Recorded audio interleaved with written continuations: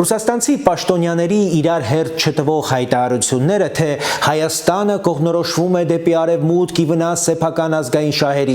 իրենց էությամբ ոչ թե դաշնակցային մտահոգություն են, այլ կայսերական հռետորաբանություն։ Սա բացահայտ խոստովանություն է, որ Կրեմլը Հայաստանի ինքնիշխան որոշումները դիտարկում է ոչ թե որպես լեգիտիմ ընտրություն, այլ որպես հնազանդությունից հրաժարում։ Ռուսաստանի այս ոճը դաշնակցի վարքագիծ չէ, դա բռնապետական ռեժիմի ցավագին արձագանքն է իր ազդեցության գոտուց դեպի ազատություն ձգտող ժողովրդի ընտրությանն ու կամքին։